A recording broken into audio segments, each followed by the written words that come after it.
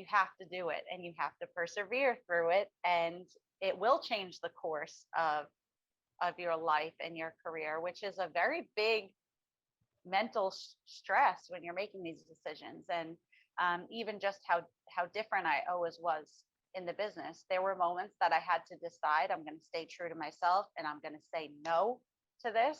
And then there were moments that you have to evaluate the situation and say, can I give a little bit here to get to this next step?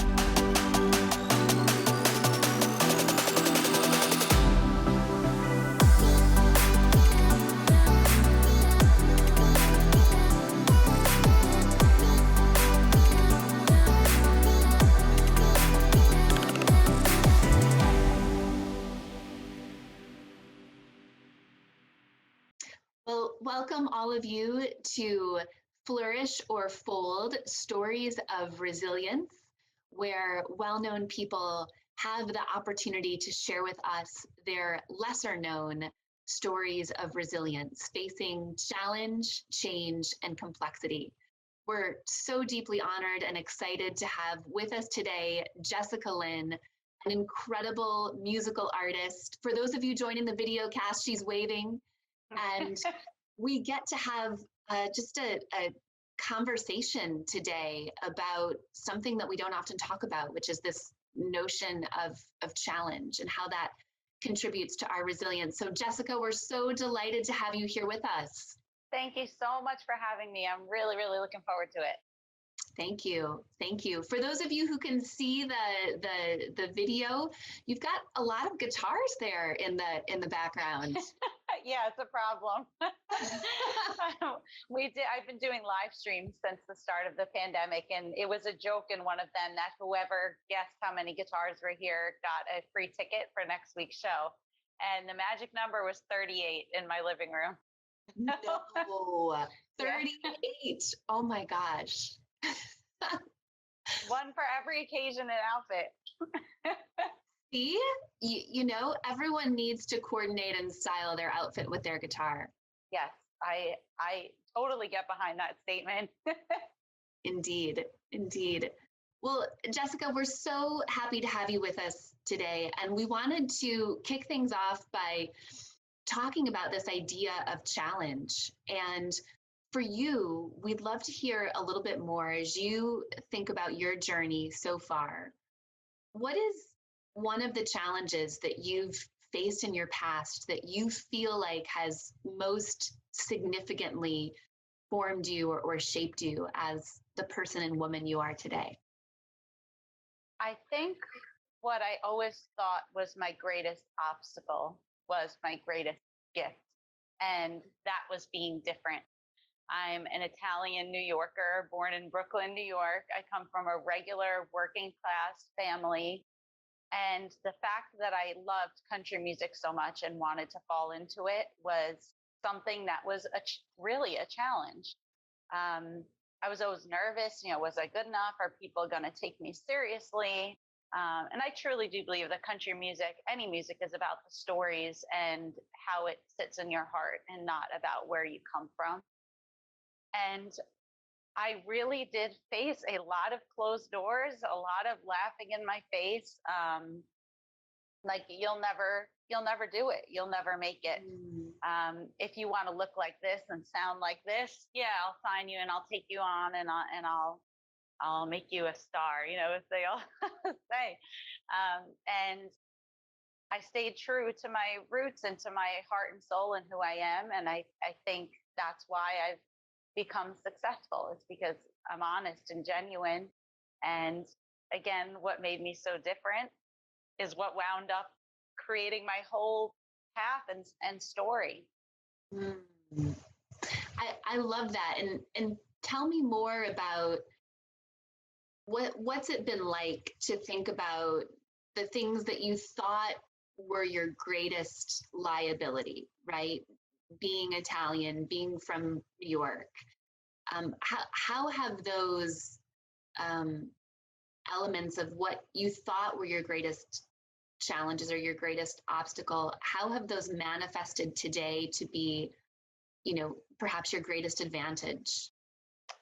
Well, I think in anything in life, being yourself will always get you further than any show that you could ever put on for anybody. And it's funny because although, like I said in the beginning, I did have a lot of naysayers and people that didn't want to work with me or said bad things about me, or um, because I made the type of music that I wanted to make, my New York style of country that has rock and roll and pop and soul. I mean, some of my influences growing up, they weren't the traditional country music influences because that's just not what I was raised on. I mean, yeah, we did have Glenn Campbell and George Strait on in my house, but we also had AC/DC and Richard Marx and the Temptations and Al Green, and all of these things made me who I am. And I would say that the catalyst that really showed me that was in 2016. I had been touring the States for about 2 years, and we got a random cold email that basically changed my life. It was an email in very broken English that we always laughed that it was kind of one of those like Nigerian, like, we love you, send $1 million to and, and it said, we love you in France, come to France, play in this city. And we saw that it had a very a legitimate production company tied to the bottom of the email. So on a gut feeling, next summer or that summer, we're hopping on a plane to France for one festival, a week of TV and press prior to it, pretty much just like on a whim, like, let's see what this is about. And wound up being a massive success. My meet and greet line was 4.5 hours long, and there were all buyers there from other festivals in Europe. And that one date turned into over 2 months overseas the next year. And for me, I truly believe that because I was so different and unique, and I did this blend of rock and roll and pop and all those things that are very popular in all of these European countries, that made me successful, and that truly changed the course of my life. Every year since then, we've played the Grand Prix of Germany, like amazing things, and that never would have happened if I had been somebody else. Yeah, it's so powerful what you're sharing. Um, there's so many elements of your story that are standing out to me. One of them is, have you read Big Magic, the book Big Magic by Elizabeth Gilbert? No. It's one of my favorite books about creativity of all time. And there's so many good nuggets in there. I'll be glad to send you a copy, and I'd love to hear your thoughts about it. I would love that. Yeah, it's made such a difference in my life and in the lives of so many other creative people I know. And one of the things she talks about in this book, Big Magic, is the idea of rejection, right? And that every rejection was also an invitation for her. And the invitation was for her to ask herself, and this is Elizabeth Gilbert, right? So she'd say to herself, well, Liz, do you want to keep making things? Right? I mean, that was the inflection point and the invitation around rejection. And every time what she heard in her heart was, yes, I want to keep making things. Yes, I want to keep going. And I love that synergy that you're sharing around each time you knocked on a door and someone said no, or someone said you don't look the part, and you received that rejection, right? However much that stung, that you continued to say yes to that invitation to make things. I truly believe that the people that are successful in this world, and I'll say the music business because that's what I'm in as my example, but there are 1,000,001 beautiful girls. There are 1,000,001 people that can sing amazing, write a great song.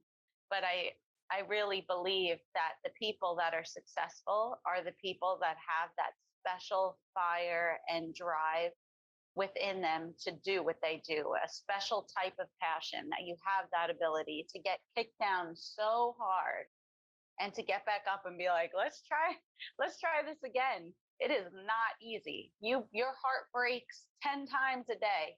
Mm. And then when you get that 1 ounce, a glimmer of hope or some type of opportunity that helps you to move forward, you realize it was all worth it. But it's hard.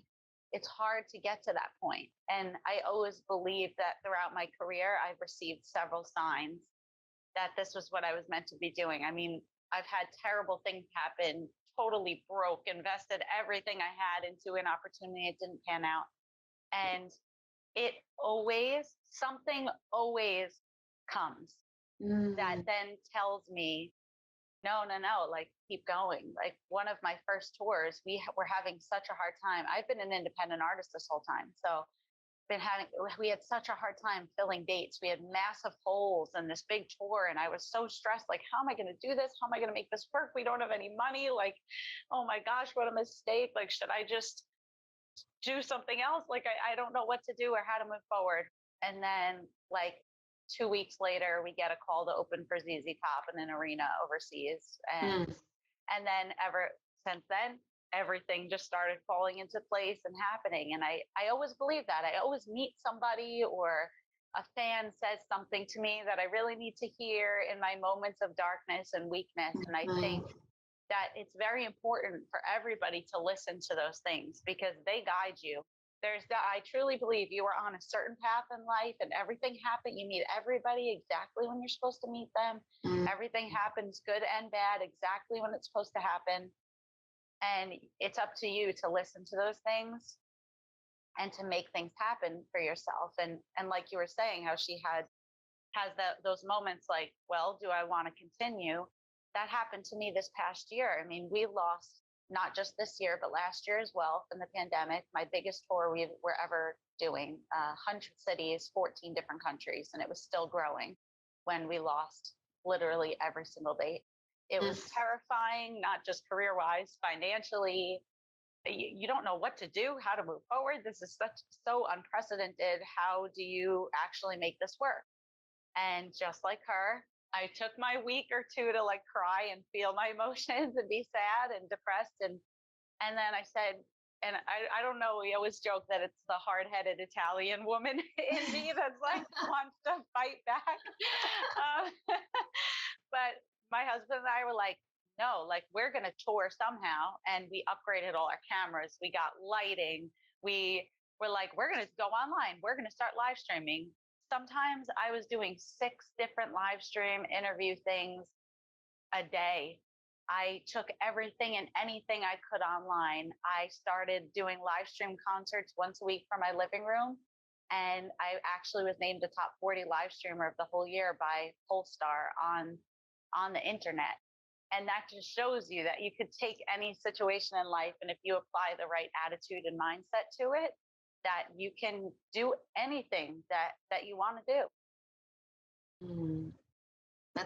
That's incredible. Your story is amazing, and you know it's going to resonate so much. It does resonate with the stories of so many people, right? Where the brakes came on and things came to a screeching halt in that moment, the pandemic. And I remember, for me, I have 2 young sons who at that time were 8 and 6, and I was the financial head of my household, right? So taking care of them, taking care of me, and I just started my own company, Resilience Leadership Institute.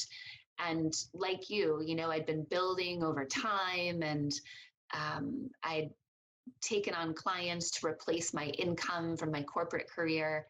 And overnight it was gone. And that sense of like the disorienting feeling of being in sort of free fall in the world, like fundamentally and forever changing overnight, and no longer knowing where we fit or how to get through today or how to, plan for the future. I walked around my townhome, right? I think just like in a fog, and I would pick things up and sort of put them down and went through that moment, you said you took some time to like feel your feelings, before you kind of were able to move forward. Were there other things that you did at that time that you feel like, in that moment or looking back now, really contributed to your ability to kind of digest what was happening and create a game plan? Yes, 100%. I adopted a severely disabled and injured rescue dog that couldn't find a home. And for me, what helped me through that time, what honestly I could say 100% was her.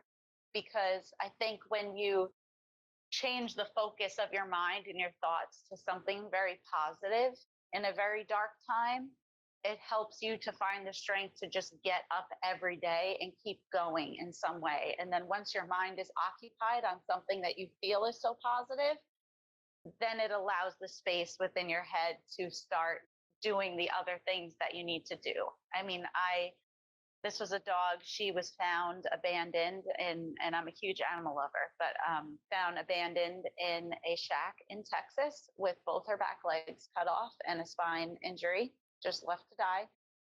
And she's a lot of work. She's in diapers. It's like having a 50-pound newborn that can't walk and needs to be changed 5 times a day. Mm-hmm. And I said, you know what, to my husband, like, we knew the tour is canceled. Like, let's do something wonderful with our time. Like, let's save a life. Like, let's make this time mean something.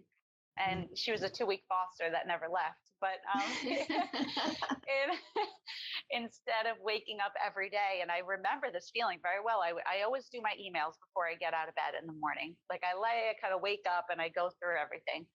And every day I remember I'd wake up with this sick feeling in my stomach and so afraid to like look. And I would see like from promoters and things, as things were still getting canceled. And I would just like sometimes I'd leave them just sitting for hours because I didn't have the strength to deal with that situation. And then when we got Audrey, instead of doing that, I would wake up every day and need to wrap her wounds and clean her bandages and feed her and take care of her. And then by the time your mind is so wrapped around, oh, I just love this little baby and, I just want her to get well, you're like, okay, maybe I can answer that email because you're just not in that super dark place anymore. Mm-hmm. Mm-hmm. Yeah. That ability to like do something for someone else or to volunteer our time, or, another animal, another sentient being can pull us out of that focus of, the now of what's happening and really just expand the aperture of what's important and create a broader sense of purpose. It's so true. And giving back has always made me feel really good. Ever since I was 15 years old, I was donating my time to animal shelters and children's hospitals and playing. And so I also channeled, to speak on what you're saying, I did a lot of charity work during this pandemic. I raised through live streams alone about $20,000 for different causes, just sitting in my living room playing my piano and guitar. And a wonderful charity. They're called Joey's Paw. I highly recommend anybody listening check them out. They put disabled dogs in wheelchairs and in prosthetic legs. And we did a big benefit concert for them. They greatly helped us with our Audrey. And in the month of March alone, we put 59 dogs in wheelchairs and gave them a new lease on life. So that helped my heart throughout this whole thing so much. Too. That's you have amazing. To channel that emotion and that energy into something that helps you get through every day. Yeah. And tell us the name of the organization again, Jessica. They're called Joey's Paw. Joey's Paw. And I love how they fundraise. We did something different for them, obviously, with the concert, but they literally post the dogs on their page. So you can donate to a specific animal if you want. They do all little separate fundraisers. They tell you the story behind each animal. And I have to tell you, I cried every time. She kept sending me pictures of the dogs that we were saving and seeing them like walking. I mean, I literally burst into tears like it was my own dog every time, because to give someone the gift of like mobility, I mean, it's just incredible. I love that.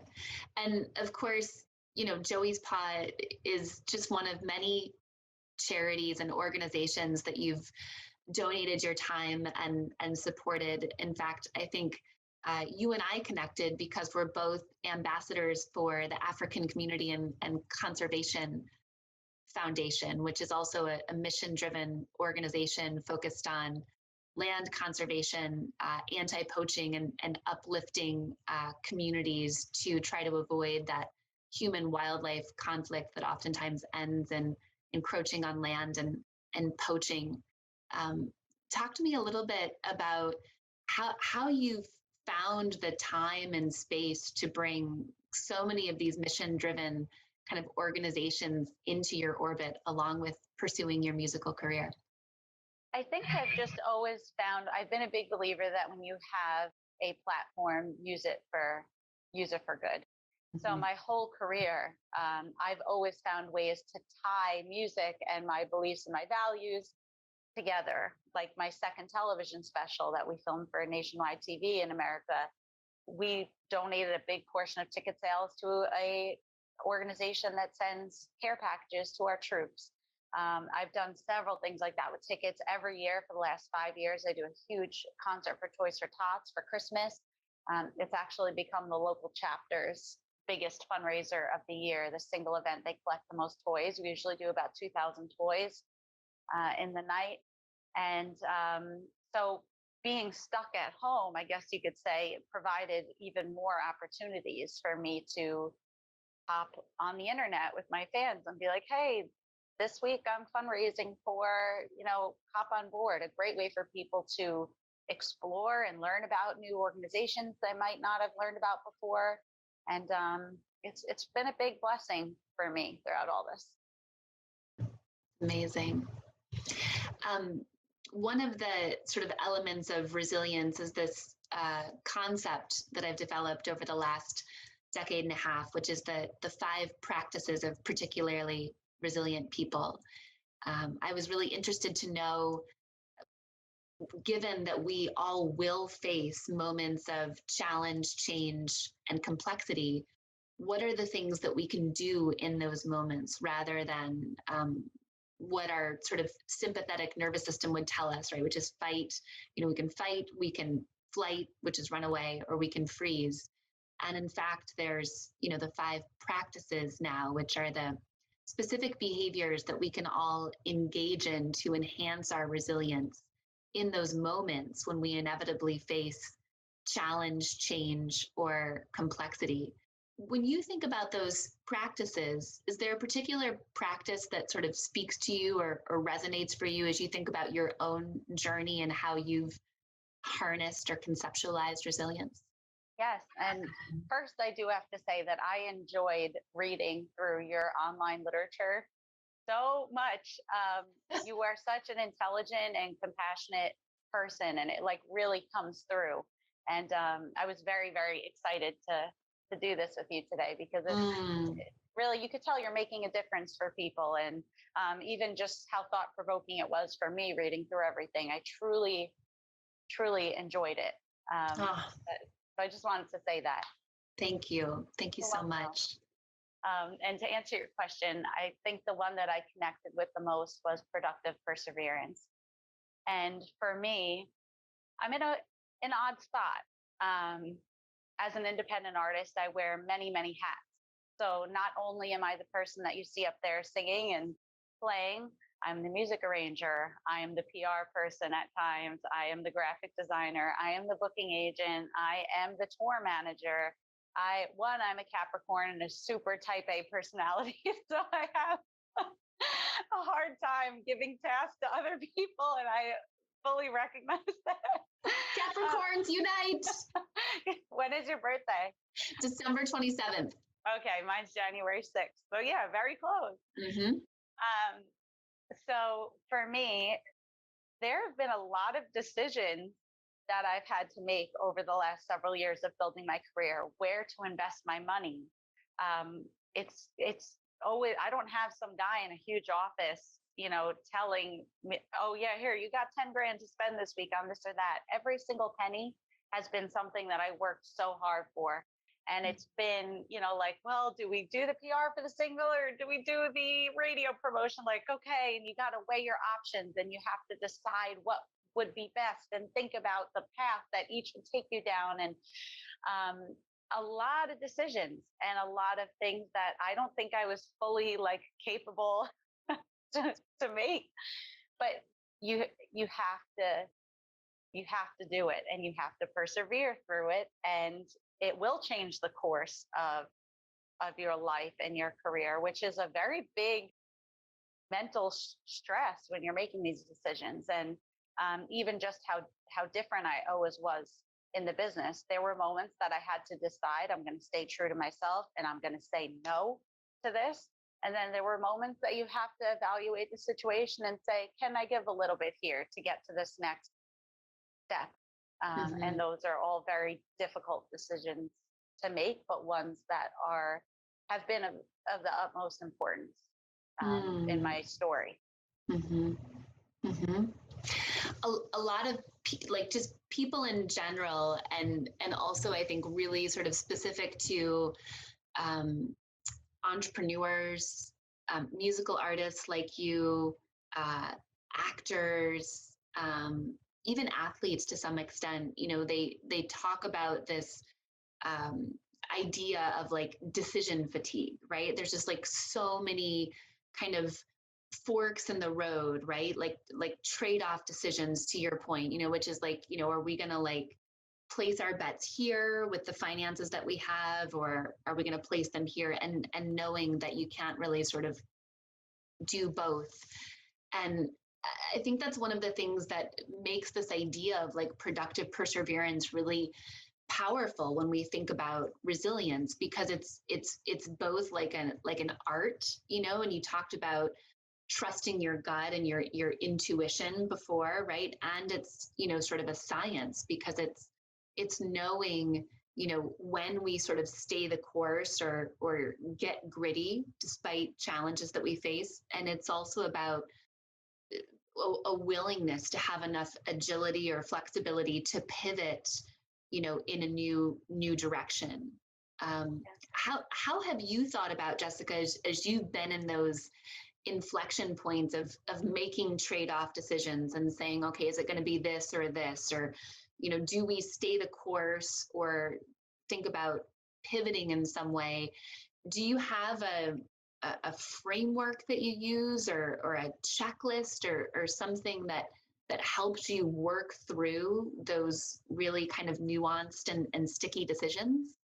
The only framework I've ever used and I ever will use is following my gut and that feeling inside my stomach. It has never steered me wrong on a person, on a deal, on a contract.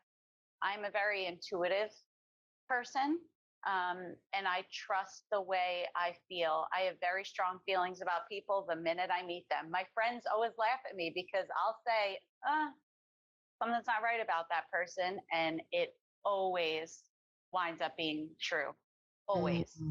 And I've been in a lot of decision spots where I had to make very difficult decisions. Like either something was very, very attractive, a lot of money, an opportunity that would have maybe got me like 5 steps ahead, really a lot quicker than I would have gotten. But something in my stomach said, as nice as this looks, just don't. The person doesn't feel right. It doesn't feel right. Don't do it. And I've never been wrong, never. And in that moment, you always kind of like kick yourself. Like I lose a lot of sleep, you know, like, oh my gosh, did I just turn this thing down for all this money? Like, oh God, what did I just do? And then like a month later, you're like, oh, okay, that's why I did that. I wasn't meant to take that. You know, my stomach steered me in the right direction. Always listen to that. Always. It has gotten me through life and making always the right decisions for me. And I was talking to a friend about this yesterday who had a big decision to make. He said, just because it's an opportunity doesn't mean it's the right opportunity. Yes. Just because you can doesn't mean you should. Yeah. Yeah. How have you cultivated that connection to yourself? That first, that connection, you know, there's so many people, I think you know this too, like who are like, I can't hear myself. I you know, I don't know where that still small voice within me is. So like, how have you been able to sort of like cultivate that connection to yourself. And then the second part is oftentimes when we have that connection to our intuition, when we're able to hear ourselves, so many times we override it, right? We go against it. And I'll just say one thing before I turn it over to you. It's, I read a study or a story one time on, this is not related at all to you or to your musical career, but it has to do with serial killers. And I love that stuff. It's fascinating. My dad was in the FBI for 30 years. So it's like my whole upbringing was like saturated with this, like. And my dad was NYPD. Oh my gosh. So I understand. Yeah. So we like grew up with this kind of this like law enforcement, essence around us. And I was, I was fascinated by serial killers when I was younger. And now I think it's gotten too scary for me, like it's gotten kind of real. And so I've pulled back from reading some of that. But something that I read one time was they were interviewing serial killers, and it was like almost every person who became a victim, had a sense within themselves that this was not a safe situation, or they, shouldn't go with the person, help the person, whatever. But they I'm getting like chills talking about it. But they overrode. They were able to hear their intuition, but they overrode it. So for you, how have you kind of cultivated that connection to yourself, and then an ability when you do hear your intuition to have the strength and the fortitude to really listen, regardless of how exciting the opportunity might seem? So you should read. It's I read it several years ago, but I still think about it to this day. It was one of the best books I've ever read in my life. And I thought that's what you were going to say. It's called The Gift of Fear. Oh, no, I'm writing it down. We're exchanging books. I love it. Yes, we should. And it teaches you about that animal instinct inside you that knows what to do and that you should follow it. And we have those feelings for a reason. And we have those thoughts for a reason. They don't just come up. An example that I always remember from the book is there was someone that worked in an office, and there's a bunch of like little stories and things throughout the book, aside from just this guy talking about the instincts that we naturally have that people ignore. Mm-hmm. And he said that this one coworker made a joke about, that guy, about his other coworker that was a little bit off, and said, a package came to the building. And they were like, oh, it's from him. There must be a bomb in it or something.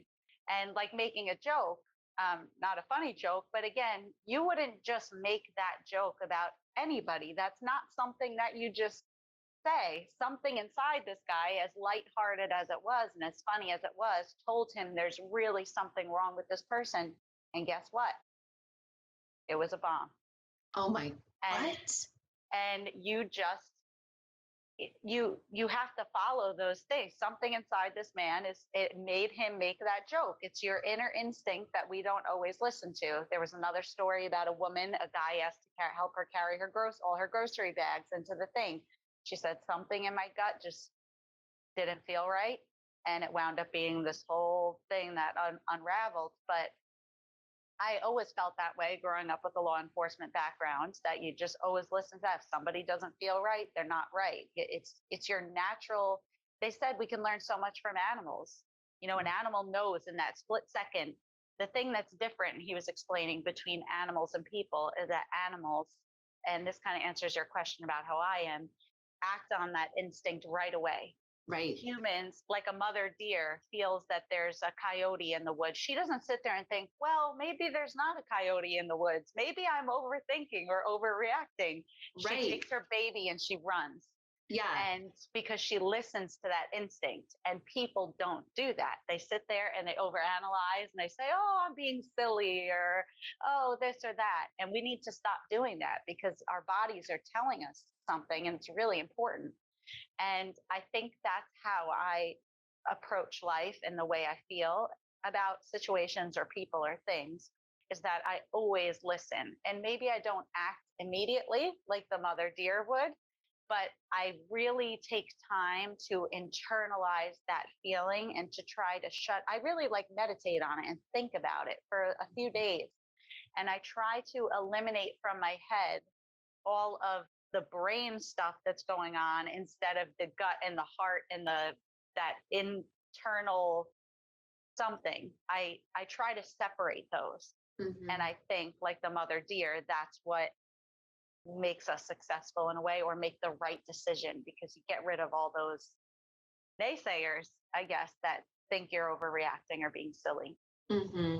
Mm-hmm. I love that. Or we think, gosh, well, it wouldn't be polite to run from the coyote. I mean, it's that socialization, right? I love what you're saying. I'm thinking about my cat, and like when we have a new person come to the house, she's not like, it would be mean, it would be rude of me to run away. She's like, I don't know who this is. I'm out of here, right? Yeah. But that sense of socialization or politeness or structure or hierarchy, or we're going to upset someone who has some position, right? Yes. And that's what the woman with the groceries said in the store. You have to read this book. You will love it. I'm so excited. She was saying, oh, I felt so rude telling this nice man, no, I'm good. Don't. But again, she didn't listen to that. And thank God. Well, I don't want to ruin it for you, but always listen to that. Our bodies are built a certain way for a reason, and they tell us these things for a reason. I love it. Jessica, was there ever a time where you thought about folding? Was there ever a time where you thought about quitting and just said, I'm going to do something else? Every day. No, I mean, seriously, no. But you do have those like moments. I know you know what I'm talking about. Where you're like, I cannot do this anymore. Right. So actually, I'm a very realistic person. I'm a person that looks at the big picture. And I knew from a young age, when I was playing rock and roll music, I was very close to some big opportunities, and the kids in my band ruined it for me. And I've had a lot of really roller coaster ups and downs. Mm. So even though I knew I always wanted to do music, my parents convinced me to go to college, because you never know. And just how mentally and emotionally taxing this business is on you. They said one day you might decide, like, I just don't want to be in this life anymore. And then you have something that you could do, that you love. So I actually have a master's degree in special education and a bachelor's in math and adolescent education. So I could teach if I wanted to. And I went into that field because I love kids. I love making a difference. I love the connection that you can make with people. It's very much the same as music, where you're in front of an audience and you have to captivate them and get them interested in what you're saying or you're singing. And I've never been a full-time teacher, because I got my degree and then I was doing music the entire time. I mean, when I was in college, I was waking up at 5 a.m. to be ready for my student teaching and my classes. After I left the school, I would be in class till 7 at night, and then I'd go right to the studio until 3 o'clock in the morning and wake it up and do it all again. So I always knew deep down inside I was going to do music, and I really feel like it's my true calling in life. But there were moments when I was like, this is a lot easier, on your body and your mind, and you don't have that constant rejection and the constant judgment. And the music business, any artistic business, is extremely difficult. Extremely difficult. But I think I always did know, though, like I was always going to continue on this path. As much as I joke, like some days, really you do feel like, oh gosh, I can't do this another day. When you really have a passion for something and you really feel inside like it's your calling, you always continue no matter how hard it is. And I think the moments too that prevented me from ever quitting were fans. and things that they have said to me. Like, I'll share a story with you that makes me cry every time. So I hope I don't cry when I tell it, but I hope you do cry when you tell it. I cry all the time. I cried when I was talking about my dog. I was trying not to ruin my eyelashes and my my eyeliner. I saw it. I was like, Audrey. So we were having a rough go. We were on tour late, no sleep, no air conditioning, and it was like brutal hot. Just one of those days where you're like, I just need to sleep for like a week and not see anybody and just like recover mentally and physically. We were exhausted. We had just taken a 3-hour plane ride and did a 2.5-hour ride, arrived at a hotel at 3 o'clock in the morning. Like, it was just to accommodations that we weren't supposed to have. It was like the wrong hotel. It was just like a whole thing. So we played this festival the next day. Sound check was messed up. Like, we went back and forth to the hotel like 3 times because they kept pushing our shows. It was just like this. It was like a nightmare of a trip. And after the show, it went really great. And we did have a wonderful time at the show, which winds up always happening. Again, those are those little signs like, no, it's okay. It's going to be okay. We get back to the hotel and I open up my Instagram and I have a direct message from somebody. And it was very broken English, but it said, I've had the worst 6 months of my life. I thought about taking my life several times. I didn't think I could go on another day. And then I came to your concert tonight and I saw the smile and the happiness that you had on stage. And you made me forget about all of my problems and made me realize that there is something in life that will give me that same happiness that you had, and I'm willing to find it. And like, see, I tear up every time because it's just to do that for somebody.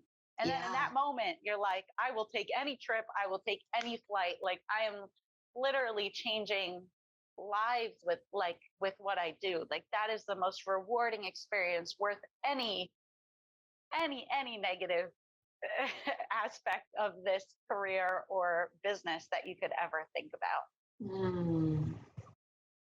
It's a beautiful story. It's a beautiful story. I'll never forget it as long as I live. Yeah. And we just don't know. We just don't know when, right? Our path will cross with someone, or someone's path will cross with ours, and there'll be a tremendous opportunity to make a difference. And I would imagine for every single one of those messages that you receive, there's countless people that feel exactly the same way, that for whatever reason didn't send you a note. It's true. And you think about that. This is just someone that spoke up. I would say about 4 months ago, I got another message. A man had written me again on Instagram, instant message, and he said, "You'll probably never see this." I remember. And these are the things that keep me going. So as much as everyone thinks, oh, she's so busy, she's never going to open, like, you guys are the reason that I get up and I do this every day. So it's important for me to sit there and try to see all this stuff. And he said that he grew up in a very abusive household. His mother was an alcoholic. And every night when she would go on her drinking binges, she would be blasting music in the house. And he said that he had a very toxic relationship with listening to music ever since he was about 4 years old, because of the way it made him feel. He said, I remember I'd sit in bed with a pillow pushed over my ears so that I didn't have to hear what was going on outside. And he said that your music has made me so happy, and how happy you are playing music. It made me have a positive association with listening. And he said, I'll thank you forever for that. You've literally changed my life. It's like, what? How could I ever give up after something like that, Right. You can't. One of those sort of mic drop moments, for lack of a better phrase, right? It's just like, yeah. And they always hit you when you're not expecting it. You're expecting to open something and just, hey, how are you? It's never something that hits your heart and your life like that. Yeah. It goes back to something you said earlier, which is this idea that which I really loved. Something always comes. Isn't that to me? That's incredibly simple and incredibly profound. It does. And again, like we were saying, you have to be open to finding it and to receiving it. Yeah. You have to have that mindset of, I'm going to listen. I'm going to listen to my body. I'm going to listen to what the world around me is trying to tell me, because that sign could be there and you could just not see it.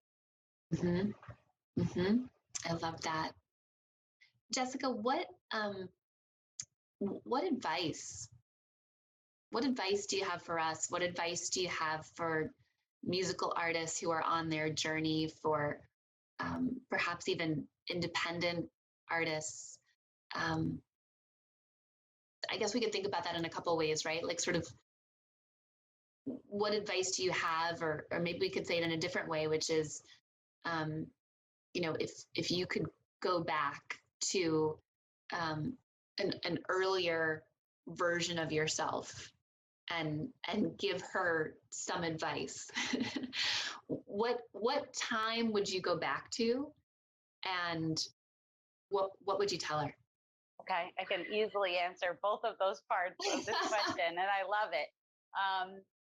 I would say, don't ever change. People are going to cross your path that are not going to like what you do, there's always going to be naysayers. There's always, your hair's too curly, or then you have straight hair and your hair's too straight. You're really skinny, you're way too skinny. You're a little heavier. Oh, why don't you lose weight? I mean, no matter what you do in life, there are always going to be people that have something to say. And that is not a reflection on you. It is a reflection on them and their own shortcomings. And you should never change who you are, or what you do, or your beliefs, or your values, or your talent that you believe that you have, to appease somebody else. Because every night when you go to sleep and your head goes on the pillow and you're laying there alone just with your thoughts, you need to be happy with the life that you've created for yourself. And you do have the power to create that life for yourself. That is up to nobody else. And you have to be happy with what you have to wake up the next day and do. And nobody else's thoughts or feelings about that should matter. That should only be, you're the only one that has to live with that. And when you believe in yourself and you really believe like you have something to offer the world, you go for it, because the world would so miss out if you didn't. Everyone is born with their own set of unique talents and abilities and way to connect with people. And if you suppress that because of fear, or because of what some ignorant person on the internet with no profile pictures said to you, like, what a shame that you don't get to share that with everybody. And the worst feeling in the world is regret. You never want to look back. And this is what I always say to myself. You never want to look back 5 years from now and been like, really should have tried to do that. Because if you try everything and it doesn't pan out, then you can sleep well at night and say, I did everything in my power to make this happen and it wasn't meant to be. But you never, ever want to think, oh, should have, could have, would have tried that. Yeah. And I think that a lot, because this past year I had an incredible experience. When I was 5 years old, my very first concert was Richard Marx. He is one of my biggest songwriting inspirations and vocal inspirations since the time I was a little kid. Every day I made my parents put on his album and I would sing to it and I would dance around the house to it as a baby. And he was my first concert. We were on Long Island, and I remember my little sister and I were the only people there under the age of 30. So he saw us and he waved to us and we were screaming, and we talked about it for years to come. And I got to open for him this past year. And it was one of the coolest experiences of my life. Wasn't the biggest crowd I've ever played to, wasn't the biggest opportunity I've ever had, but that doesn't matter because it meant so much to me because of my journey. I literally was standing there singing and looked to the side of the stage and he's watching me. This is somebody that I have admired my whole life. And then when we switched spots and he's playing, he was the nicest person backstage, so nice to me and my family. I was standing there in the wing watching him and he said, everybody, wasn't Jessica so great? Put your hands together. So happy to have you with us. I said, if I could have, and I started tearing up, and I'm like, if I could have told that little 5-year-old girl, don't let anybody stop you from doing what you want to do, because one day you're going to be standing right there with Richard Marx. You're going to be about to embark on a world tour. Like, don't ever, ever change what you believe. And it really made me very emotional, like thinking about that. I could have never been there if I had listened. So. Mm. That's an incredible story. I appreciate that. I'm just taking that in. Okay. It deserves its own moment of like reverent silence. Like, Thanks. yeah. Ah, incredible story. Incredible story. I'm glad I got to share it with you. Yes. And how great is Richard Marx? Can we discuss? I know. I'm a huge fan. A huge, huge fan. It was one of the greatest moments of my career. There was a song of his, I think it's called Hazard. Is that right? Mm-hmm. That I played like over and over and over. Did I mention over growing up that I just thought was so beautiful? Yeah, he is an incredible singer-songwriter. They don't make artists like that anymore. And I shouldn't say that. They don't allow artists to be that anymore. Everything is so cookie cutter.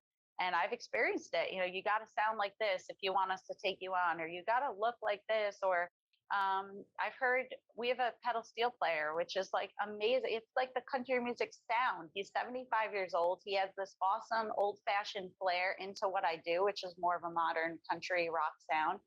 And they literally said, that's not hot on the radio right now. You got to get rid of them. And it's just really sad, you know, that people aren't allowed to be themselves, and that people don't give amazing artists a chance because they're different, or because they don't have $1 million to invest. I think the state of the business is very, very sad right now. And you can look back to years ago, all of my influences, Richard Marx, people like the Temptations and the Beach Boys and Neil Diamond. I'm a huge Neil Diamond fan. These are people that the minute you heard them open your mouth, you knew it was them.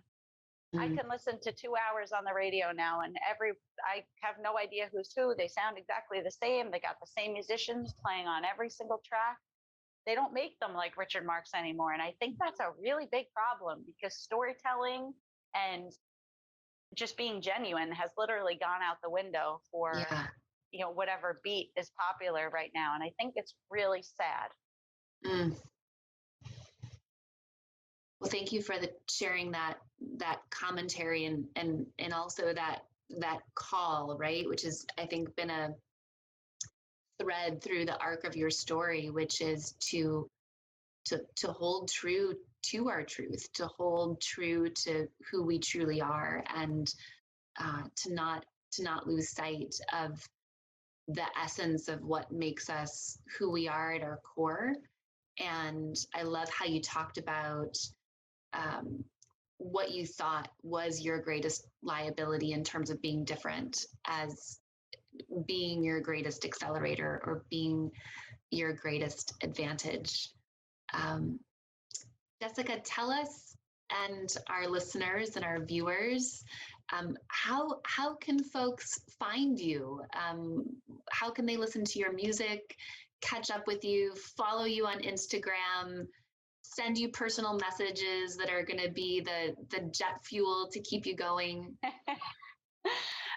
So my website is jessicalynmusic.org. And if you search just Jessica Lynn Music on any social media platform, you can find me. And again, my music's on Spotify and Apple Music and iTunes, and on YouTube as well. You can see a lot of clips from my television specials, a lot of live performance footage. And I am very active on my socials. So I post a ton of stuff every day if you're interested in kind of following not just my music, but what it's like kind of a day in the life of me. And a lot of my rescue pup, Audrey, she makes many appearances on my social media. That's amazing. That's amazing. Well, Jessica, any parting words that you have for us, or you know, advice, thoughts, something you wanted to speak to that I didn't ask you about?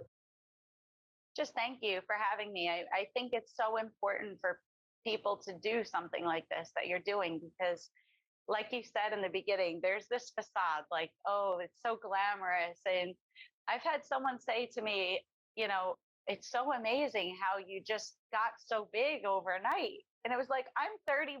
I was lugging my little guitar and amp at 13 years old around New York City and trying to, I mean, that's a long time. And I think it's really important for people to hear stories like this because you know that it's not easy. You know that it takes years and years and years, and nothing's going to happen overnight. And hopefully, someone watching this or one of your other podcasts or interviews knows that it's okay to fail. It's okay to keep going, and you just have to stick with it. And that's when everything happens. So if anybody takes any message out of this, just keep going. Don't give up. Nothing happens overnight. I love that. Something always comes, and today we have dispelled the myth of the overnight success. That's a lot of years. I'm feeling quite ancient, actually. Well, don't worry. I've got at least 10 years on you, and it's going to be fine. Okay, thank you. You spoke to the past version of yourself. I'll speak to you from the future. Okay, we've covered all bases here in this. Well, Jessica, thank you so much for being with us today. What a joy. I've learned so much from you, and I know that your stories, your vulnerability, your authenticity, your deep empathy as you tear up recalling some of these circumstances, I know you will absolutely speak into the heart and minds of everyone who hears you. Thank you so much. It was such a pleasure. I truly enjoyed myself today. I appreciate you having me. Thank you so much.